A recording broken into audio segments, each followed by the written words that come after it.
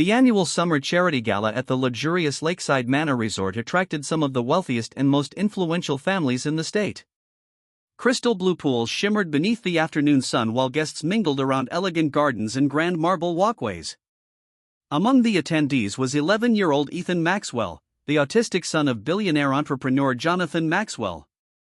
Although Ethan was brilliant and kind-hearted, social situations often overwhelmed him.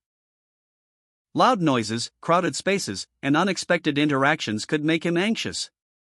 His father loved him deeply and worked hard to ensure he felt comfortable, but some people still misunderstood him. While adults attended the gala, children gathered near the resort's massive swimming pool. Ethan stood quietly at the edge, watching the reflections dance across the water. He loved patterns and spent long moments observing the ripples. A few older boys noticed his quiet behavior and began whispering among themselves. Instead of showing kindness, they mocked him for being different. Ethan tried to ignore them, focusing on the water as he always did when he felt stressed. Unfortunately, the teasing escalated. Suddenly, one of the boys shoved him from behind. Ethan lost his balance and fell directly into the deep end of the pool. Gasps erupted from nearby guests. Panic spread instantly. Ethan couldn't swim well, and the sudden fall left him disoriented. He struggled beneath the surface as people screamed for help. Surprisingly, many adults froze in shock. Some reached for their phones while others shouted for lifeguards. But before anyone could react, a 12-year-old black girl named Maya Johnson sprinted toward the pool. Maya had attended the event with her mother, who worked as a catering manager at the resort. Without hesitation, Maya kicked off her shoes and dove into the water. She swam directly toward Ethan, reaching him just as he began sinking beneath the surface. Despite being smaller than him, Maya remained calm.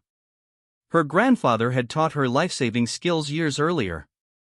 She carefully grabbed Ethan and guided him toward the pool's edge while reassuring him in a gentle voice. Within moments, lifeguards arrived and helped pull them both to safety.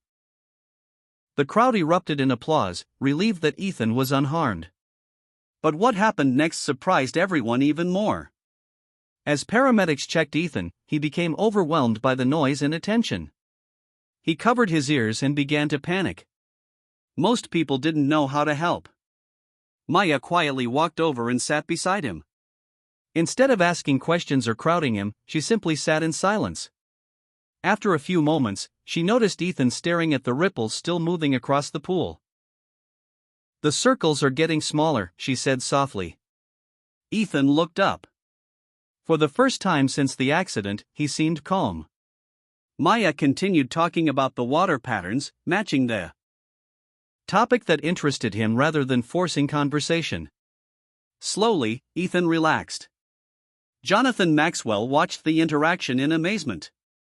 He had spent years teaching people to understand his son, yet this young girl had instinctively known exactly what Ethan needed. Later that evening, Jonathan personally thanked Maya and her mother. During their conversation, he learned that Maya dreamed of becoming a doctor someday. She excelled in school but came from a family facing financial challenges.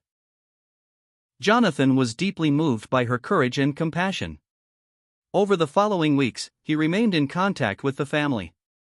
What began as gratitude evolved into a life-changing opportunity.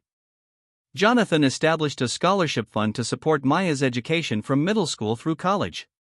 He also funded programs designed to promote autism awareness and inclusion in local schools, inspired by Maya's example. News of the event spread quickly. Media outlets praised Maya not only for rescuing Ethan but also for demonstrating empathy when it mattered most. Yet Maya never viewed herself as a hero. Whenever reporters asked why she jumped into the pool, she always gave the same answer. "Someone needed help, so I helped." Years later, Maya graduated at the top of her class and entered medical school. Ethan, now older and more confident, attended her graduation ceremony alongside his father. As Maya crossed the stage to receive her honors, Ethan stood and applauded louder than anyone else. The audience joined him. Looking around the crowded auditorium, Maya smiled. A single act of kindness beside a swimming pool had connected two families from completely different worlds. More importantly, it had reminded everyone that courage isn't measured by wealth, status, or recognition. Sometimes it comes from an ordinary person making an extraordinary choice in a moment when nobody else knows what to do. And sometimes, that choice can change lives forever.